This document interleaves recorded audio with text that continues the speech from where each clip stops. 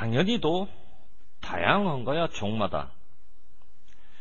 그러면 당연히도 종마다 다양한 그것도 뭘까? 거리지.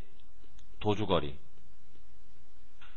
그래서 어떤 동물은 도주거리가 되게 길고 어떤 동물은 도주거리가 되게 짧고. 구체적인 사례를 한번 보자고.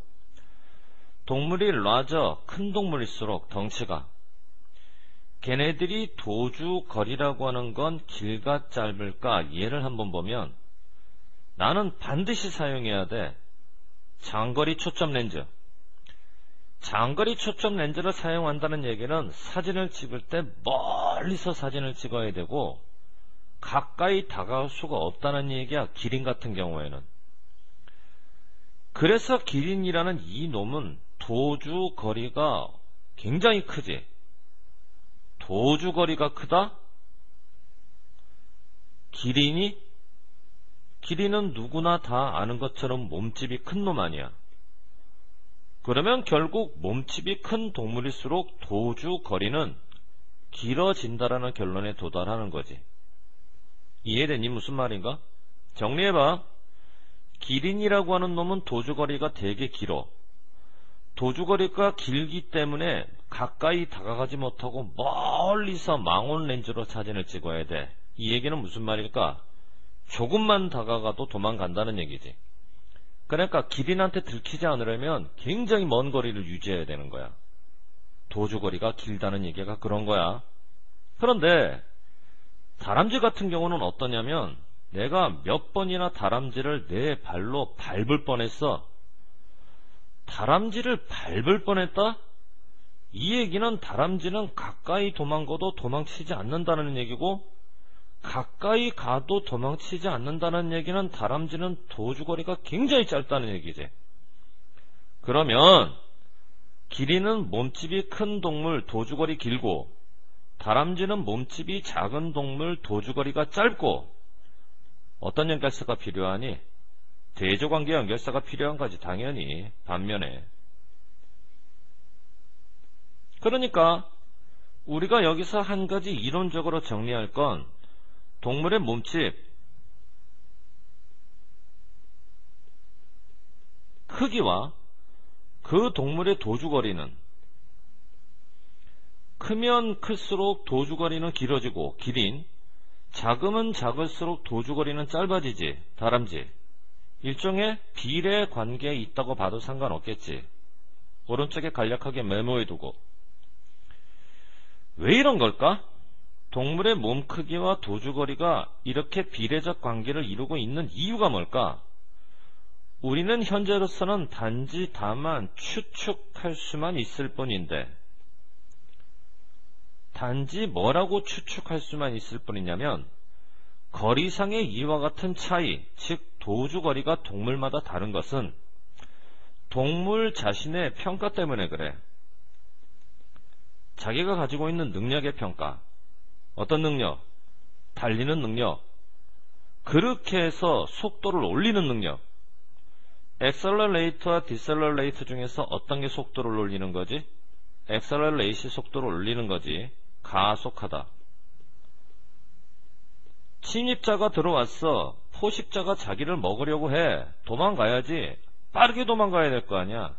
그러니까 여기서는 가속이라고 하는 개념이 나오는 거야. 그러면 이게 무슨 말일까?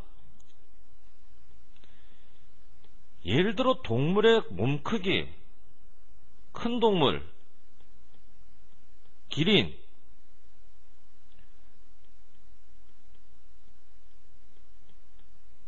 빠르기에 자신이 없어. 빠르기에 자신이 없다는 얘기는 결국 먼 거리가 필요한 거지. 그런데 몸집이 작은 동물, 다람쥐, 자신의 빠르기에 자신이 있어. 빠르게 도망갈 자신이 있거든. 자기 자신을 평가해볼 때. 그러니까 상대방과 자기 사이에 구태여 먼 거리를 두지 않아도 돼. 거리가 짧아도 언제든지 도망갈 수 있으니까. 아, 무슨 말인지 알겠다. 동물의 몸 크기와 동물이 원하는 도주거리는 비례관계에 있다고. 기린은 몸이 크고 도주거리가 굉장히 길고, 다람쥐는 몸 크기가 작고 도주거리가 되게 짧아. 이유가 뭐지? 빠르게 도망갈 수 있는 자신의 능력에 대한 평가 때문에. 예컨대 기린은 몸이 커, 둔하지, 빨리 도망가기가 자신이 없지. 그러니까 포식자와 자기 사이의 거리가 멀리 유지되는 것을 좋아하고, 다람쥐는 크기가 작아, 빨리 도망가는 것에 자신이 있어. 그러니까 포식자와 자기 자신 사이의 거리가 구태여 길 이유가 없지. 대단히 가까워도 도망을 갈 수가 있으니까. 이해되니? 무슨 말인가? 자, 교재 오른쪽에다 필기해두고, 이 논리구조가 이해가 안 되는 사람은 쌤한테 개인적으로 찾아와서 다시 한번 확인을 받아봐라. 일단 도주거리는 이렇지. 그런데 동물의 반응 중에서 도주 말고 싸움이라고 하는 반응도 있잖아. 싸움의 거리라고 하는 건 항상 더 작아. 뭐보다는? 도주거리보다는. 무슨 말일까? 공격은 가까이 다가가야 가능하다라는 얘기지. 공격은 가까이 다가가야 가능하기 때문에 이 조건 자체는 포식자에게 되게 불리한 거야. 예를 들어 사자나 호랑이가 기린을 잡아먹으려고 시도를 할 때는 먼 거리에서 공격이 가능한 게 아니라 가까운 거리에서만 공격이 가능하니까 가능한 가까이 다가가려 하지만, 포식자인 기린의 입장에서 보게 되면은, 피식자인 포식자가 자기에게 조금만 가까이 다가와도 눈치채고 도망가지. 그러니까 포식자의 공격 거리가 가까워야 된다라는 얘기는 잡아먹히는 포식자 입장에서는 대단히 유리한 조건이 형성될 수밖에 없다는 얘기가 되는 거야. 이해됐냐? 무슨 말인가? 여기까지 일단 정리해보고, 오른쪽에 여러분들이 필기한 이 부분이 상당히 유의미한 부분일 것 같아. 이 부분을 가지고 어떻게 하는 시험 문제를 엮어내면 좀 골치 아픈 시험 문제가 나올 수도 있을 것 같아. 예컨대 내용 일치불일치의 문제로 들어갈 수도 있겠거든. 이 부분을 정확하게 정리를 해줘야 돼. 정확하게 정리가 안 되는 사람은 쌤한테 개인적으로 찾아와서 다시 한번 정리를 부탁하고. 알겠지? 무슨 말인가? 자, 일단 통과하자. 자, 어찌됐거나 미안.